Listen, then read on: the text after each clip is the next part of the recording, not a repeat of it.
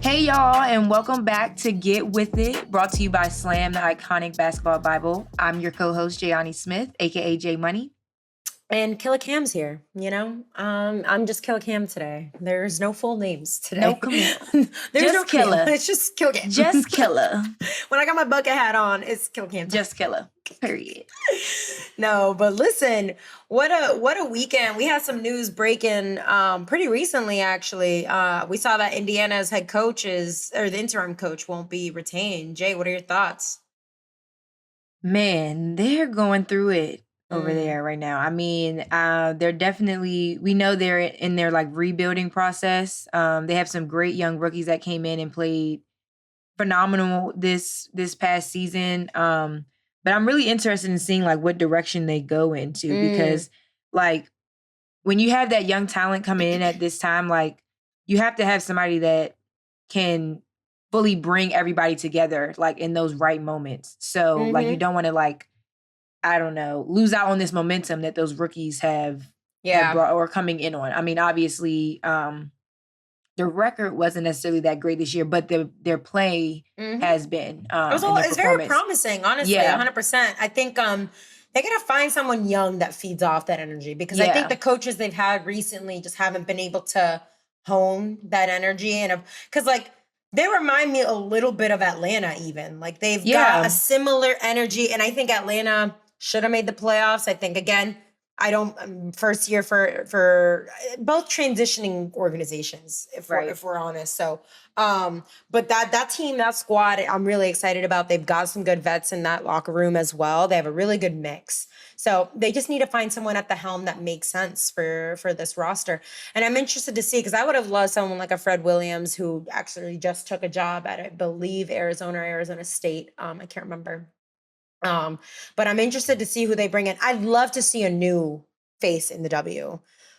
Who that is, I'm interested. Like there should be 100% some focus on who's in college, coaching college right now. Like, are there names in that in the game there at the NCAA level that make sense? And some of these assistant coaches in the NBA. Yeah, there's a lot of incredible assistant coaches across the NBA that I think would make a lot of sense.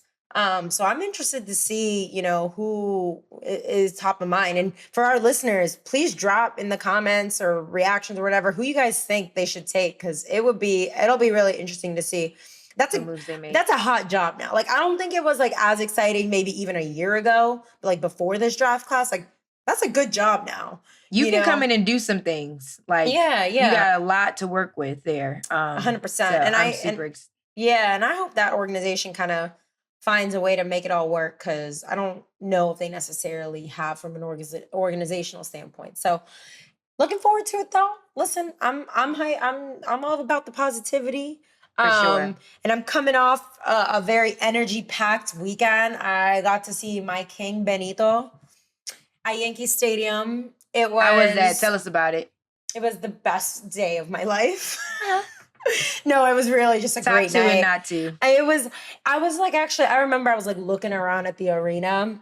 I almost like started tearing up. That's so lame of me, but I was like looking around the arena. I'm like, I can't believe this dude from this tiny island that I just also was blessed enough to be born in, like, is bringing out 50,000 people and packing Yankee Stadium. Like, was it a sold out show? It was sold out fully. I got really lucky. By the way, I ended up having a plug that was able to get me market value because my seats were selling for $1,500.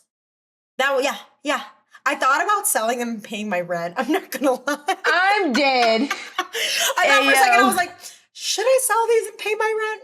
Maybe. No, I'm going to see Bad Bunny. No, I went. But the fact that you even consider that has been weak. I considered it.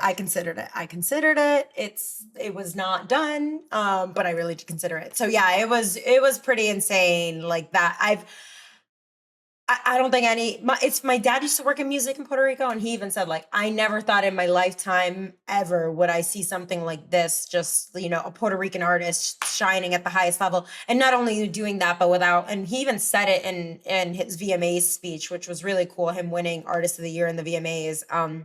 was like, for those of you who didn't see it, but he said it in Spanish, basically, how it's so special that he's reached this stage without having to change anything about his language, his culture, himself, He's etc. authentically Exactly. himself. Especially when we live in a society where a lot from entertainment, a lot of people adapt to whatever the in thing, it's never been him.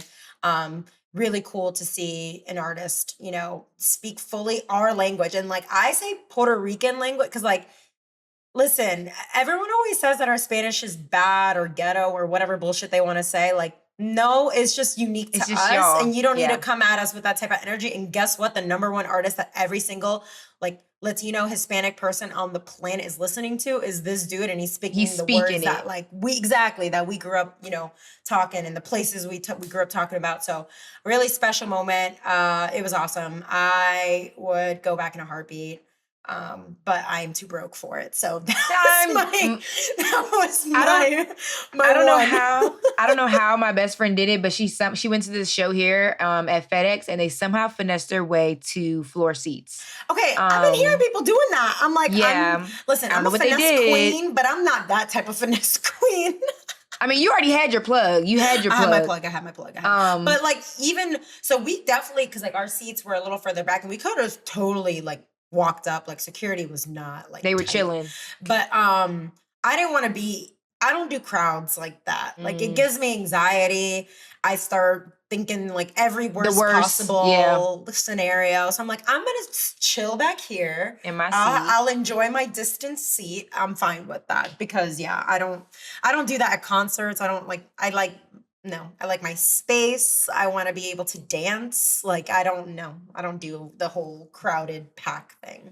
Yeah, I will say that the new thing now with concerts is like the GA like floor section. And so I went to the Travis Scott concert, and this is totally off subject, but I went to the Travis Scott concert. Not the Astroworld, not Astroworld. This was when it was whatever tour was before, like his most recent tour, like right before that one. Where he had like the crazy like roller coaster on set and stuff. Okay. I had regular seats though, but that mosh pit at the bottom, and he like rode a roller coaster like from one side of the arena to the other, and they were like, I was like, oh yeah, no, that's too much for me. Like I want no parts of that. But I will say I went to the Migos. I've only been to one concert in the GA. It was Migos and Drake, and I'd do it all over again. Like I was swear, that Drake, in an arena or was that at a stadium? Like that was at Monumental. Okay, see, those in arena ones tend to be better, a little bit more. Like they control the amount of people a lot better. Like it's not. So I mean, again, no offense to your friend, but like in these open stadium ones, like people tend to sneak in, so they overpack. My best friend. Your friend. Sorry, your girl. I'm just saying. And she probably wasn't the only one. So who knows how many people, who else so there many people do down. it. If I didn't have claustrophobia problems, like I would probably try to do it. But no. My little heart can't take. I actually went to one of the watch parties for Bad Bunny in Puerto Rico when he did a show a month ago, and we were at La Placita, which was like the big bar scene, but it was like 10,000 people, and it was 80 degrees out, and it was nighttime. I kid you not. And I'm like this, like literally like this. At one point, it must have been like an hour into the show. I felt like I couldn't get air because you're just breathing everyone else. And it's hot. And I literally was like, I ran out of there. I literally ran. I was like, I'll chill by the bar by myself. I'm good. Don't worry about me. Like, this is not for me. Nope. No, sir. Yeah, I can't do that. And like the open air ones, I don't know. People get crazier. Like, no. Yeah. My 30-year-old self starts showing. This is too much for me. This is too much. Too much. So now we don't have this on the agenda, but speaking of like stars rising to fame, I have to bring this up. I watched the Lil Baby documentary on Friday night. You have to go watch it tonight. What's it on? You have to go watch it tonight. It's on Amazon Prime. Okay, free plug. Yeah. Sorry. I gotta check that out. No sorries. I love a good documentary, especially artist documentaries. Those tend to be my favorite, actually. So good. Like, really? And it really had me thinking, because like I'm a huge Lil Baby fan. And I never even considered like how quickly he rose to fame. Like I'm sitting there, I'm like, when was I rapping this song? Like, hold on a second. That was just 2 years ago. Like, wait, hold on. Like, it's actually insane. Yeah, like, you got to go watch it. That's crazy. So. It's funny, and I actually was talking about this because Bad Bunny's a little bit the same. He only released his first album in 2017. Oh, yeah, that's around the same time. 2018? Yeah.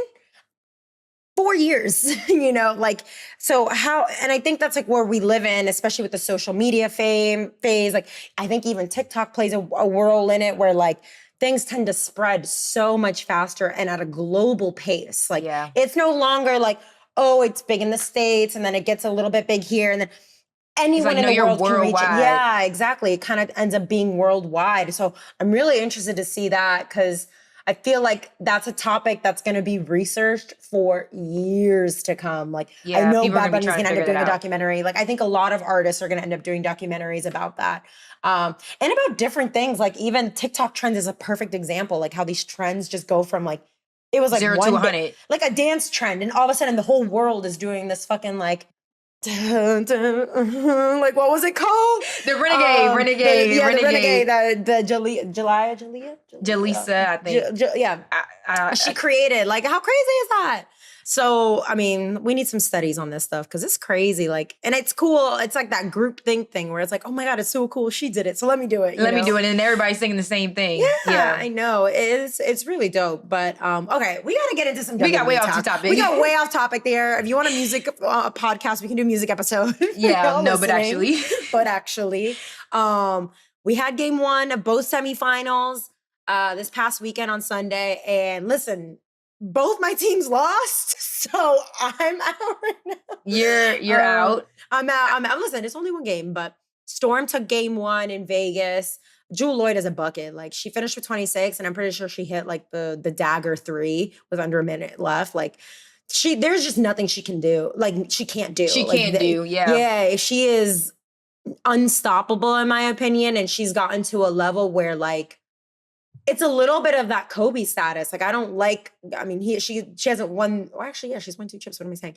But, you know, she's gotten to this point where it's like, it's cool, calm, collected. It's business as usual. It's like, she's locked in and, you know, time running down, whatever she's point in the game tripping. It is. Yeah, she's not even tripping. Exactly. Yeah. Clutch unlike any other. Yeah, I will say that I'm a little bit nervous for the Aces. Although my bracket isn't quite looking like how I thought it would, I still had the Aces beating whoever was going to be playing them in the semifinal game. And although it's only game 1, they had me a little bit nervous. Like, I need them to show me a little bit more. I know. And I think Asia's been struggling a little bit in these playoffs. I know she had a bad first game against Phoenix too. She struggled again. On Sunday, I think she shot 3 for 11. You know, they're doing a good job defending her at the center position. I know she's playing like that 4-5 right now, kind of combo. So yeah, I mean, I do think they come out hungry tonight. Like, they can't drop 2 at home. You know, I think they come out like, you know, guns blazing and ready to go. If they can get Asia going, it's a W. Like, if you can get Asia going, because like the other player, I mean, you got 20 from Kelsey. I think you had like 16, 17 from Chelsea. I had the stats up earlier, but like everyone, you know, did their numbers. I think they just got to find a way to get Asia going. And the only reason I'm not nervous is because she is someone that, like, even for instance, last series, perfect example, you know, had a bad game 1, came back game 2 is fine. She does a really good job of adjusting. And so, you know, I'm excited to see this series because I really think it's the one that's going to go to 5. I think both could go to 5, but I think this is the one that's going to go to 5. So, I mean, I'm interested to see. And then, you know, the Sun also took game 1 in Chicago. Sky lost at home in their first. So the top 2 seeds lost at home in their first game. I mean, are you nervous for the Sky? I feel like I'm not, only because they have kind of been through this a little bit throughout the season. Like, they have faced a little bit of adversity where like they thought they were going to come in and win a game and it didn't necessarily shake out how they wanted it to, but like they were able to still adjust throughout the season to make it this far to where they are. So I don't think I'm as nervous for them. Whereas like the Aces, on the other hand, like we saw them peak and then it was like, whoa, what's going on? So I'm like, are they still trying to figure that out? Whereas like the Sky have been kind of like battling throughout the whole season. We're almost like, you've been battle tested, so you're not even worried about it. They are a very veteran team. Like they've been there, you know, they've done this.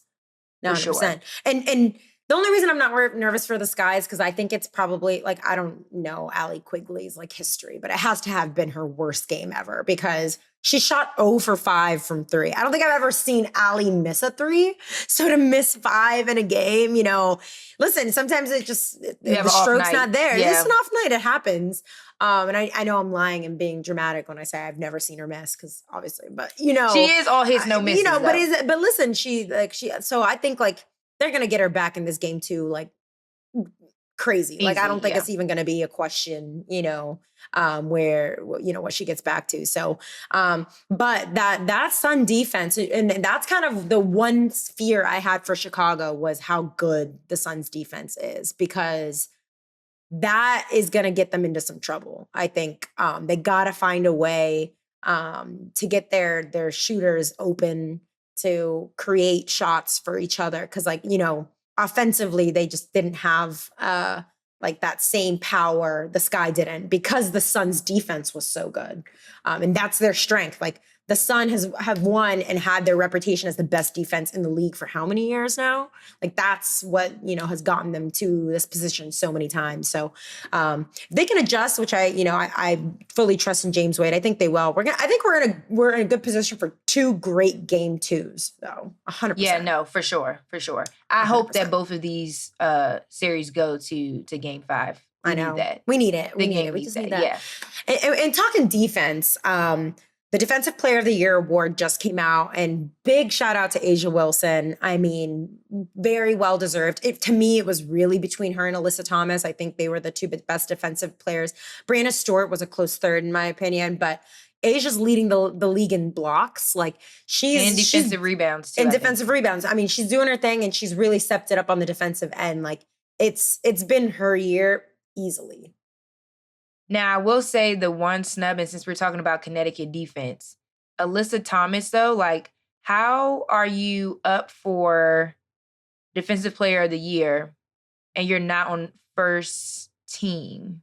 Like, you come in second for Defensive Player of the Year, but you don't make the first team. Like, the math is not mathing. I'm going to need some receipts as to the math here. Honestly. Because I'm very confused.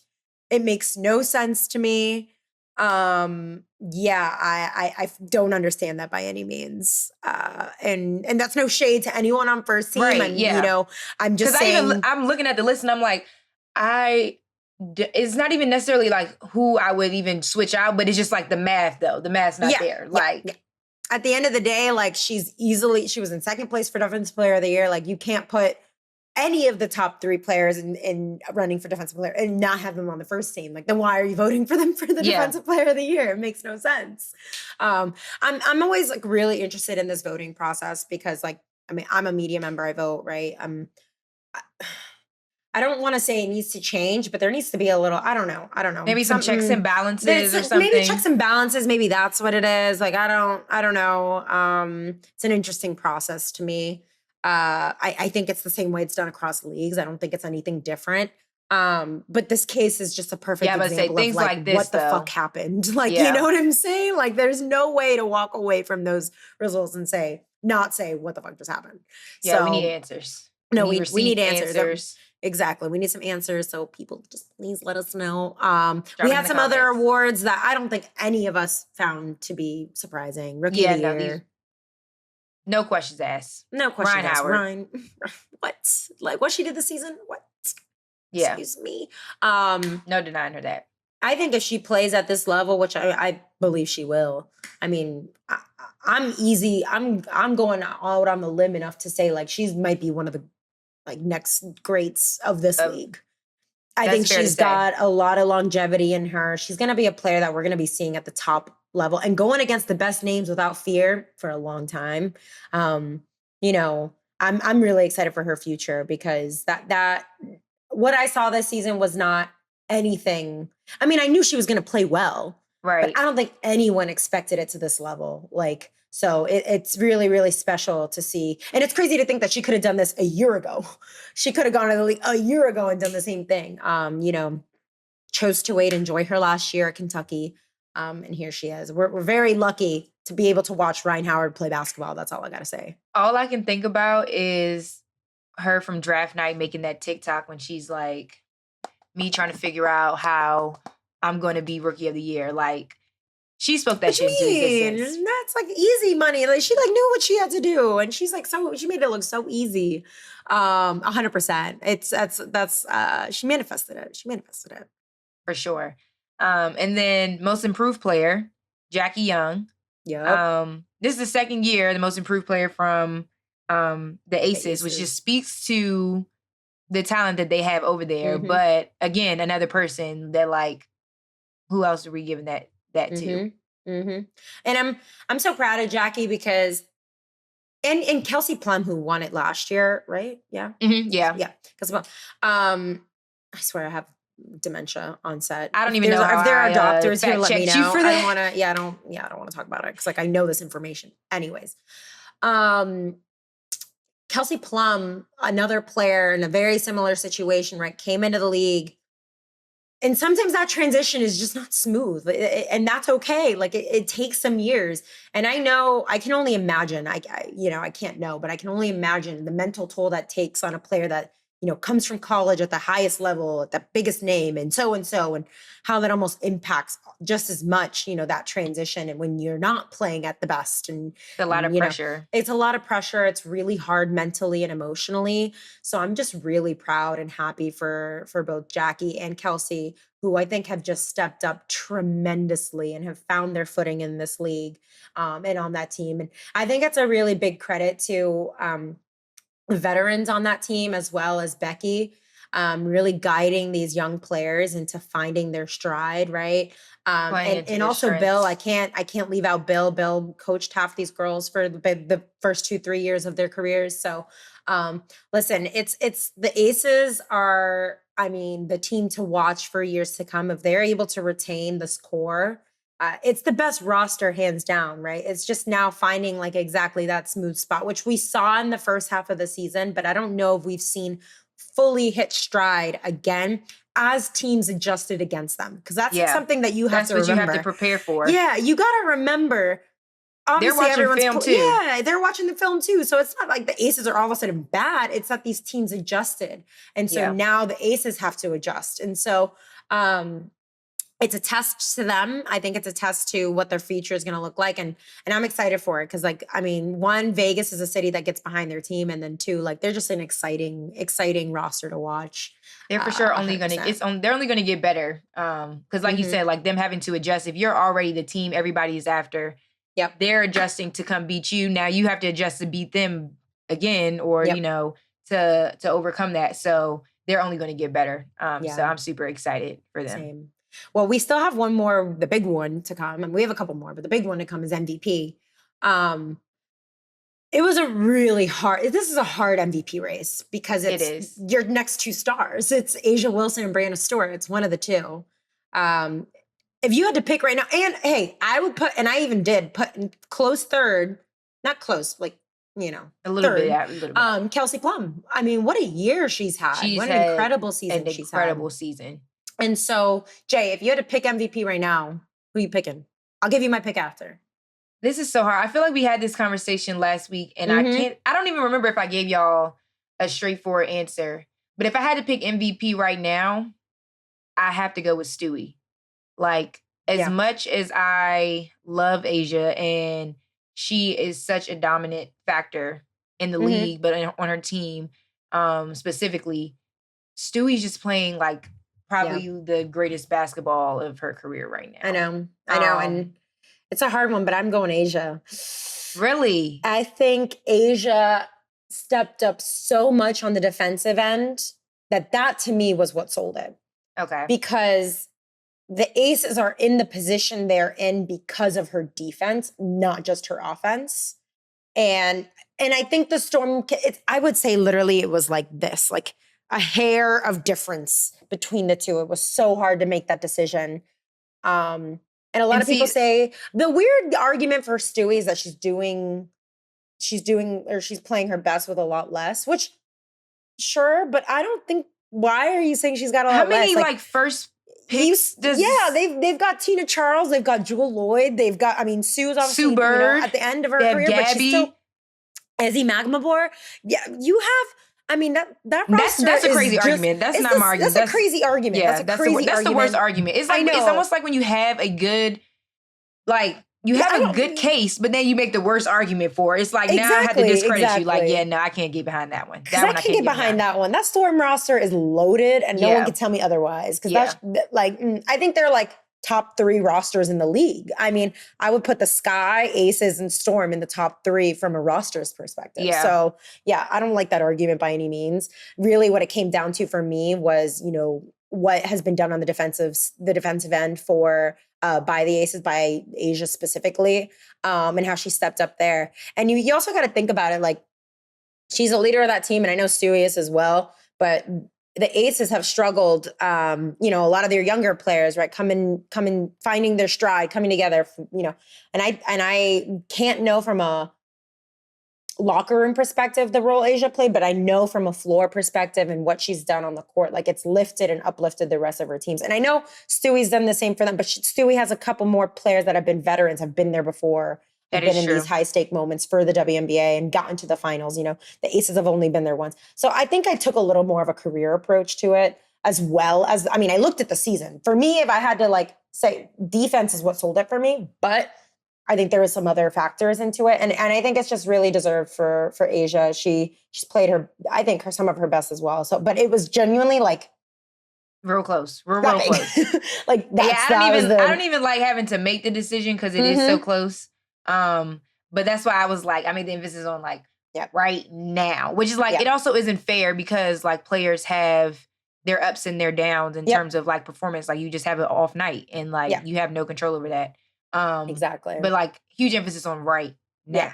And I really won't have a problem if either way. Either one. Yeah. I think there's really great cases to be made for both of them. So I'm interested to see. I think we're gonna get that pretty soon. Maybe potentially. What's the history on a player winning MVP and Defensive Player of the Year?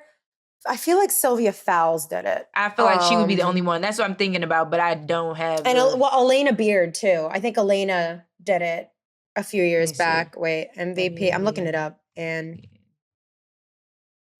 in same year, WNBA. Okay.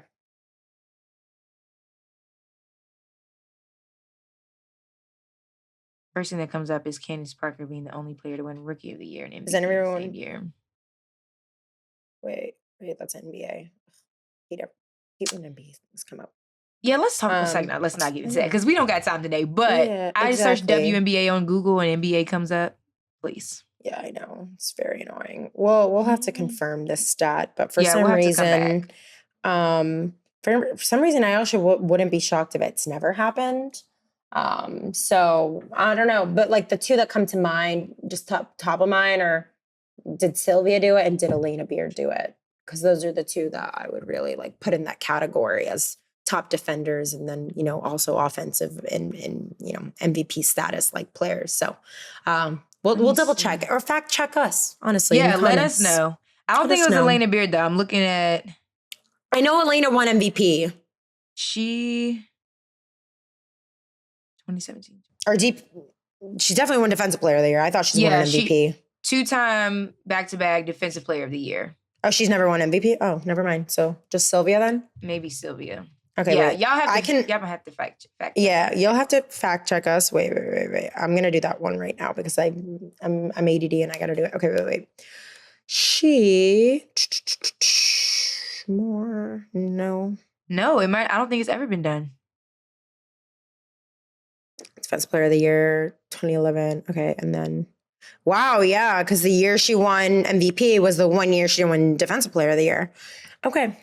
Well, maybe I'm playing the politics game here, and that's why I'm like, okay, since they gave Asia Defensive Player of the Year, that's true. I don't know. Yeah, that's interesting. Well, we'll see. I guess we shall see. But in more exciting news, although that's also exciting, we have a really special guest joining us today. She is a Slam Summer Classic legend. A Philly hooper, born and raised, one of the, from that lineage. and now is at NC State prepping for her junior year, coming off an incredible sophomore season with the Wolfpack. So we got to give a big shout out to Diamond Johnson. Welcome. We thank you for coming. What's up? I'm happy to be here. Super excited to have you. I know, man. It's been so long. I feel like just yesterday, I think COVID also got our timelines all messed up. But like, I swear, like just yesterday, Dykeman happened.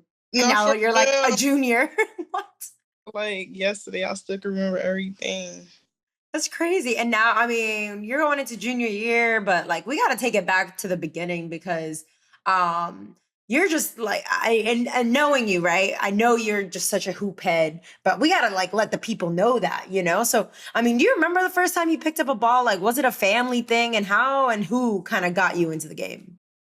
It definitely wasn't a family thing. Nobody in my family, none of my siblings played basketball. I was just kind of an athlete, just going outside a lot. So just playing football with the boys or running or just kickball. So it was never really basketball from the start. So do you remember the first time you picked it? Like how did you get to basketball? Like, do you remember the first time that you picked one up and was like, okay, I kind of like this a little bit? I remember my brother used to play just for fun, like on the monkey bars and stuff. So I just followed him and whatever his friends was doing, and he used to play like pickup basketball. So we had got a court in our backyard, and that's when I just started shooting and practicing. And I found out like my shot was okay. It was all right. Like it was cool. And then I had moved to Virginia. My mom started putting me in basketball leagues and AAU, and that's when I found out like basketball was it for me. Do you remember like was there a game, a moment, a play where you were like, yo, I could take this to like the next level. I could do something with this. I was pretty fast. Like I was pretty faster than everybody, and my shot was pretty good. Then my coach, he just told me that I was special. He told my mom I was special, and from there, I just took that and ran with it and just started, playing for real. And because I wasn't really thinking about it, so when he told me that, I was like, okay, like we might could do something for sure. That's when you really have the most fun for real. Is like, I mean, obviously, playing on a national circuit and stuff like that, playing in front of those big crowds, but when you're really just having fun with it, like, that's for sure. What would you say has been like your most memorable experience in basketball so far?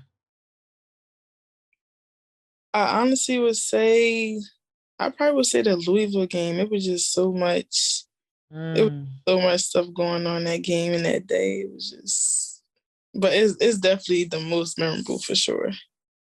And we're gonna get into all that in a minute, because I mean there's a lot to get into, especially because I can't believe to say it, but we're already looking ahead. What, a month and a half out of the start? Like what? How long is it? What, I don't know what month we're in. I don't know what day it is, but it's soon. It's coming up. But we've seen some. I mean, Philly's a hoopers town. That is definitely a city that has had some incredible players on both sides of the game come up from there. So, what players did you look up to being from there once you decide, oh, basketball is it? And kind of, have you ever gotten a chance to connect with any of them and, kind of get their advice or whatever it may be? Right. Well, my all-time fave is Kobe, and he's from Philly, and he just gave me like the mentality that I guess nobody better than me, like nobody can guard me and whatever. And it's a lot of other players like Dawn Staley, who was a great point guard, like Kalia Copper now, Natasha Cloud. So it's just a lot of people, and they are just super tough, supportive. I talked to them a few times, and they just got my back, and I got theirs, and we just try to support each other, whether that's on Instagram or whatever. So that's dope. What would you say? Sorry, go ahead, Cam. No, I got to jump in there because you said Dawn Staley, and I don't know if you remember this, Jay, but I remember we interviewed Dawn for her South Carolina, the cover we did. Like, she mentioned your name. She goes, Diamond, man, I got to her late. Like, I should have started recruiting her early. Like, she gave you that shout out. What is that relationship like? I mean, because like the coolest thing about basketball is that like beyond the rivalries, beyond the whatever, like there's a really big connection, and specifically to women's basketball, like even a little bit different than men's. So what is that relationship like with you and Dawn, maybe even a Kalia, now that you're kind of going through this next, phase of your career and doing it at the highest level? It's really good. We just, even though I didn't go to her school, she still support me, and even the talks I had with her, like during the recruitment process, she was just super supportive and helping me in whatever I decided to do, and she still tweets about me like during games and stuff like that. So it's good to know that she's still on my side. She still like me. Now Philly Hoopers gotta stick together, man. Come on. That's what I was about to say. What would you say is like different about that grit, like that Philly mindset? Like when you come from Philly, like what do you know? What can you say? Like what comes with y'all? Like how do you describe y'all type of game, y'all swag that y'all carry on the court? We just play super hard. We have a lot of heart. We don't back down from no challenge. Like we with all the smoke, whatever, with whoever. Like it's just, and we supportive at the same time. So even if we do go against each other, like at the same time, we still encourage each other on any level. It's just we just play super hard and determined. It's really all or nothing. Like it's either we make it or we don't make it. So we just strive for that for sure. I gotta ask this because we got every city represented here. We got to get into this. We always got this debate, and we had it internally for a long time. Like, what city produces like the best hoopers? Philly. Or like it's got the. All right, I got something to say about New York. And then you got DMV down here. It's something in the water down here in the DMV. I don't know. It's just something. Like Philly, DMV, and Texas, they do. I like, and New York. We all have some pretty good hoopers. So I ain't gonna, I will say no shade. Okay. Yeah, right. But I will say, like, New York, we got a lot of great hoopers, right? Great. We're not, but I think New York tends to be like the best place to come hoop and show out at. You know what I'm saying? Like definitely outdoors. Especially outdoors. Yeah. Yes. I mean, it's nothing like those. There's nothing like that. And let's get into it right now because it's been 3 years since you came and hooped at Slam Summer Classic Volume 2, which is really, let's be honest, let's keep it 100. It was like the real first girls game. There was a Volume 1, but that wasn't like, it was a lot of local stuff. So we got to talk a little bit about your weekend because a lot of people don't know this story. I only know it because I talked to your coach about it. Mm-hmm. So what was your schedule for that weekend? Because you weren't with us the entire weekend. I wasn't. I was actually with Josh at the Triple Threat training camp. And I remember I was planning on to go home so I could just get ready to come to New York. And he decided that he was going to take me. So we left. We was in D.C. We had to leave like 5 something in the morning because you got traffic and everything. So we tried to make it a little early. And I just remember being super tired in the truck. And I was just like, come on, like, pick it up. And so for y'all, that's the morning of the game. Yes. So Diamond got up at 4 or 5 a.m., got in the car, started driving up to New York. And weren't you were hooping in a tournament down in the DMV, right? Or in DC? Yeah. It was the camp. So yeah, we was hooping camp. Yeah. Yeah. Listen, talk about a hoop head, right? Like nothing embodies a hoop head than going from Philly down to DC for a camp, from camp down to New York. Like, I mean, is that something that's kind of always been a part of you? Like always just, taking whatever opportunities come, like, because you just love the game? Yes, for sure. Even when I was living in Philly and my mom, she was living in Virginia, and I played for Boo Williams AAU. Mm-hmm.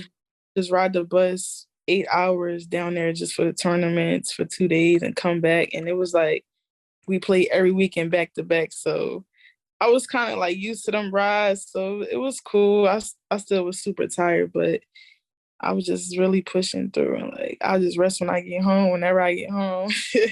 Get a little nap in the car, like anytime you can catch some shut-eye for real. You ain't look tired, and we're gonna get into that also in a minute because you ended up hooping. But I mean, I gotta ask you, before going into that game, I remember I don't remember who I was talking to, but they were like, Diamond's been averaging 30, like easily. And this was AAU, it was like the summertime, right at the end. You've been averaging 30 in AAU season. You're coming up at 5 a.m., you're tired. Like, what was your mindset going into that game? Because, like, it's a little different than maybe, the other ones you've played in. Mm-hmm. My mindset was strictly winning MVP. Strictly. My brother, we had this talk like, I ain't riding up here, you ain't MVP. So that was really my mindset, and just leaving New York, like just being known, like they know who I am. So MVP was definitely in my head.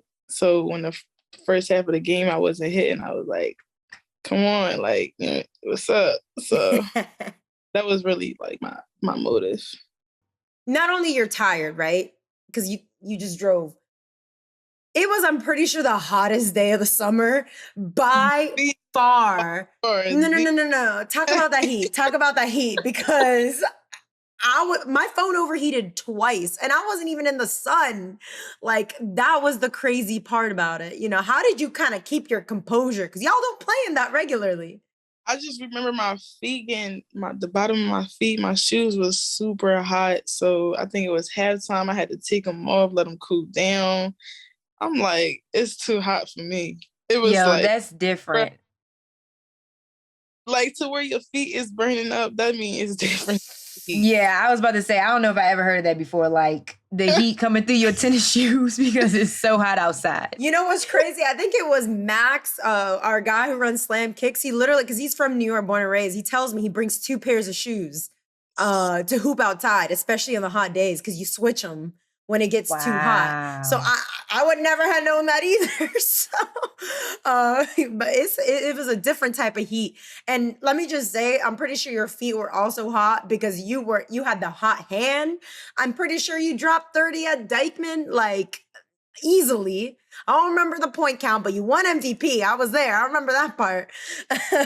You know, what was it like playing in front of that crowd? Because listen, that crowd is different. The crowd was crazy. Like, I can only imagine just playing out there like every day, like in front of them type of crowds. It was just, they was yelling, screaming, banging on the stands. And I'm just like this is the energy. This is the type of energy that I like. I just like it. Every move, they like, ooh, whatever you do, they just spicing it up. So it was real good. It was good vibes for sure. And then obviously the players was talking that talk, and it was it for me. That was it for me. What would you say was your like most memorable part of Slam Summer Classic weekend? I mean, obviously winning MVP, you went up there with a goal, came back home with it, but what was like, I guess, the best part of the highlight? I would just say when Angel, I forgot whose shot she blocked, but it was Sarah Andrews. I remember that because Sarah laughed it off too. Oh shit! When you gotta laugh off the block shot. I was really dying because then she's in the camera like, yeah. I remember that highlight. I remember that. She found the camera. I don't even know how she knew where it was. I'm hooping. I'm not thinking where the camera. She knew. She was locked in. I loved it. No, that I mean that's tough, and that's, I mean, what makes that weekend so great is them talking to you talk any? Are you trash talk Diamond? Come on now. Only if you really talk to me, or I might get hyped, like start clapping. But as far as trash talking, if you talk to me, I'm gonna definitely talk back or get a bucket on you, you know. So you talk to anyone that weekend that I don't know about, like, and you know. No, I was more interactive with the crowd. Like if I made something, look at it and like point or something. So I was just more interactive with the crowd. Oh, that's fire. That's fire. So that was that's always like the kickoff to summer, right? Or the ending of summer. So you kind of went into your senior year. And in that senior year, you decided to go play for Coach Stringer in Rucker, close to home, and a legend. I mean, what she's done to this game is, you know, unbelievable. What would you say was your biggest lesson learned from your time playing with her just before she retired as well? Right. It was definitely great. That was one of the reasons why I went to Rutgers, to be coached under her.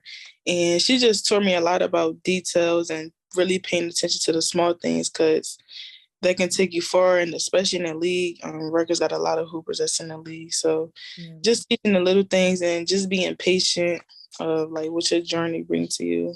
She will always tell us stories and history about past players and how they got through humps and stuff. So she was really like inspirational and encouraging towards me, and she definitely was supportive. So I was really sad when she retired. I knew it was coming, but it was just sad to see. But she's definitely. And obviously, she had a lot of influence, on your journey and your game and stuff like that. But when you did decide to leave to transfer to NC State, what kind of helped make that decision for you, and like what made NC State like the spot? Like, how did you know, okay, this is where I need to be at next? Well, they was recruiting me out of high school, so I was kind of familiar with them and the staff and everything. I thought at the time it was a good fit, so it was between Rutgers and NC State. It was like super close, and after leaving Rutgers, I kind of knew already where I wanted to go. It was just the relationship for me with the coaches, and I already knew some of the players on the team, and I just felt like we could go far, and that was the goal last year, was to make it, past the Sweet 16 hump. So I was proud of that. Y'all did that. Y'all did that. I mean, listen, and we got to talk that Elite Eight game, but then I also want to talk that Louisville game because you mentioned it earlier. I mean, this is your first year, right? Hooping at NC State, and you're seeing, I mean, this is like those games that you live for, right? So like, what was that moment like for you? What's going through your head, like each play as, it's going back and forth? It was really that they was blowing us out like at first. I was like, shocked, like this is not happening. Because prior to that, ESPN was posting number 2 versus like the number 3 at the time. And we knew it was going to be sold out. So during the game, we just really trying to find a rhythm because we was missing shots and missing box stuff. Then we went to halftime, and he kind of slammed the paper on the floor and was like, is y'all going to fight or like, type saying. So we came out. Third quarter still was a little slow. So at this point, we only got the fourth quarter left, and we on the bench talking to each other, just trying to figure out some things. And then the fourth quarter, we like, let's press. So I'm like, okay. So we start pressing, they start turning over, and then we just got that momentum. We just got the energy. The fans, they stayed there throughout the whole game, even though we was losing majority. So it was the fans for us, and it was the play. We was all staying together, and we had to, like, we definitely gonna beat this team, and we showed it at the end of the fourth quarter. Yeah, that's tough. What's the mindset, or like the team, like basically what kind of gets y'all riled up like in those moments? Like, is it the bench that's got y'all going crazy? Is it coach when he comes in at halftime and is like, what y'all about to do? Like, who or what is that person that's like, all right, what are we about to do to turn this around in those moments? I really think it's a bench, and when we do make a bucket, it's the crowd. They just go crazy, like we've been making all these buckets, crazy. So that definitely helped us, like turn it up more. We feel super close to the crowds. I love our gym. We just feel super close. So I think it's the crowd and definitely our teammates for sure. I mean, talking about the grittiness and the toughness you guys have as a squad, that was kind of that first example of it. We got another great taste of it in Minnesota, Elite Eight. I don't think I've ever seen a game like that in my life. I'm pretty sure, I don't know. For some reason, I'm pretty sure I was with my dad in Puerto Rico watching it. And he's screaming, I'm screaming, we're all screaming. It might have been one of the craziest games I think I've ever seen. You guys didn't have the crowd there. One, that's those UConn fans just tend to come out of nowhere. It's Paige's hometown. You've got, you know what it is, like you got the crowd against you, but you hit a clutch 3, and I don't know if it was the first overtime or the second overtime. Like, I don't remember the full details. Was it a 3 or 2? I can't even remember fully, but I know it was in one of the overtimes. How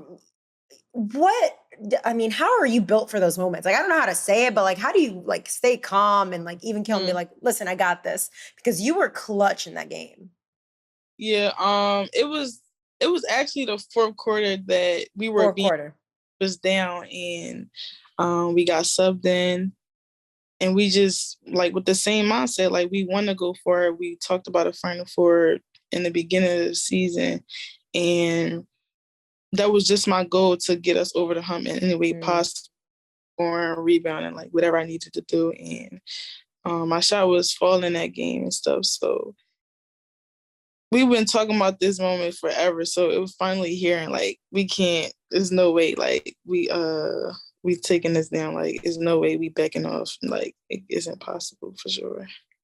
No, 100%. So after coming off of that, I mean, you guys are going to be missing a couple of pieces, but also adding some as well. What excites you about this squad going into this year, especially coming off of a season like last year? Because I'm pretty sure the only person you guys lost is Elisa and Reina, right?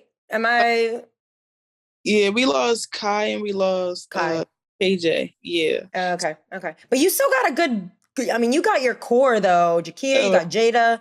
You picked up Sanaya Rivers, by the way. Hey. Ooh, that backcourt is gonna be scary. Sanaya and Diamond.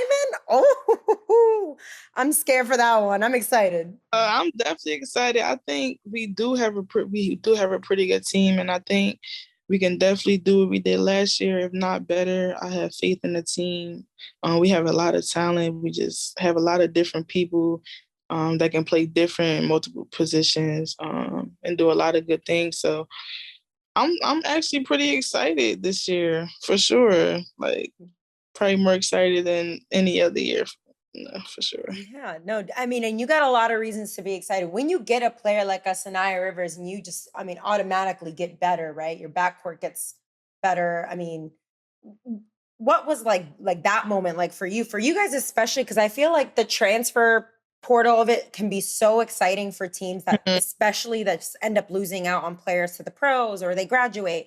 So what's that like moment for you when you it's like you get a W before the season starts? Like, you know, when you found out you guys added Sanaya, like what's that moment like when you add like a Sanaya Rivers to your team, and how does that add to like your excitement level for the season? It definitely added more excitement, being as though we lost a lot of players. We picked up Mimi from Maryland, River from Florida, and then Sanaya, South Carolina. So it's like you said, like we bring it back more people and have a better chance of making the Elite Eight and like making the Final Four and stuff. So it's definitely good. And we was actually happy that they committed. We wanted them. We was talking to them, and we were just like, "Yo, come here, like come play with us. Like we gonna have fun and stuff." So I'm super excited for sure. That's awesome. And for you personally, how are you approaching this season? Like, is it any different than prior years? I mean, obviously the excitement is there. Y'all coming off of a great run last year, but how are you personally coming into this season? And like, what's your mindset? I'm coming into the season being more known than anything, more well known, just showing people like what I can do. I know some people might have seen spurts but I'm just excited to show up like everything that I can do. Like just being in the gym, working hard this summer for this season and helping my team win and be better than last year, you know. So I'm just super excited just to lead this team to victory for sure. Listen, yeah, we're excited. We're excited for the season. I'm already counting down for NCAA season. But, you know, we got to talk a little bit of the WNBA because we're in the middle of the playoffs right now. You know, talking this past season, who was one of your favorites to watch hoop? And were there any players that almost like you watched for inspo on the court, like even just to like take a move here and there? I definitely love the aces. I love Asia. I love Kelsey Plum, Chelsea Gray.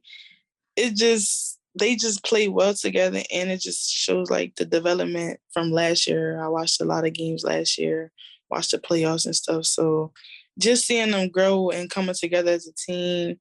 I like the Sky, you know, Candace Parker. I love Brianna Stewart. So I was super excited about watching all those players. I know they're pretty tall players, you know, but hey, well, it's funny you mentioned it because Asia, like her number one description was always like undersized for the five because she's been playing a lot the five. hey, you've been described as an undersized guard, right? Right. But that size don't matter. It's about heart. It's about what you know what to do with your size. And so, like, when you hear that hate, what do you tell them or what do you show them with your game? I just show them that size don't matter. For real. Yes. Just being able to get in the paint and still finish over, 6'5" players and shoot over players that's taller than me. So just being able to do that is enough for me. And Asia definitely be doing that at the 5. So she gets it done. She definitely gets it for done. Sure. Now, we've been doing this little thing with everybody. Start out at the start of playoffs. We got to hear, like, who are your picks for the semifinals? We got Aces versus Storm, Sky versus Sun. Who you have going to the finals? I kind of been going game by game, and I haven't been wrong yet. Okay. I had the best game.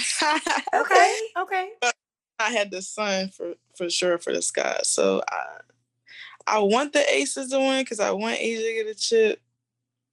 But I'm going to go with the Storm. They're playing their best basketball. She's like, that would hurt me to say. It hurts to say, but they really are playing their best basketball. So I hear you. I got to go with the Storm, and I'm definitely going with the Sky in the Sun series. So I got the Storm and the Sky in the playoffs. Ooh, okay. Okay, who's winning that final series?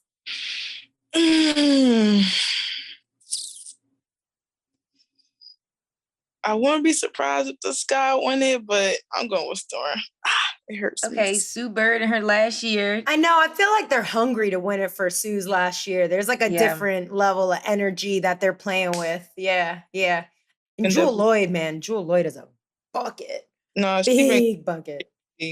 She's been going crazy. She's been going crazy and super calm with it too. I'm always like humble, very humble. I'm like, yo, you make it look so easy, and then we know it's not. Not for real. No, I definitely like her game too. Definitely. Well, Diamond, thank you so much for taking the time to join us today. We're really excited to see you and the Wolfpack crew, hooping this upcoming fall and winter. But hey, stay easy, keep it cool, and we're excited for next season. Thank you. I appreciate it. I have fun with y'all. Always. Thanks for stopping by. Always. I appreciate it.